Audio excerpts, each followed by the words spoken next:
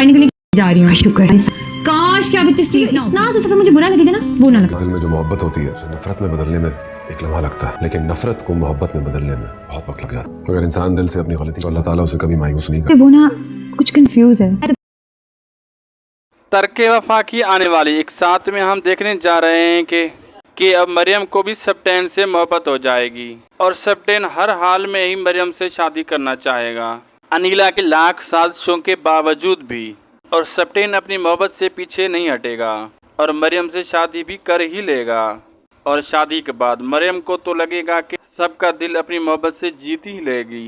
उसे क्या पता इस घर में जितनी भी खवातीन हैं वो साजिशी दिमाग हैं और मैं उनका मुकाबला नहीं कर सकती। और आहिस्ता आहिस्ता मरियम को इस घर से निकालने की साजिशें शुरू हो जाएंगी। बहुत जल्द सप्टेन भी इनकी जब्त में आ जाएगा और वो मरियम को झूठा कहकर घर से निकाल देगा।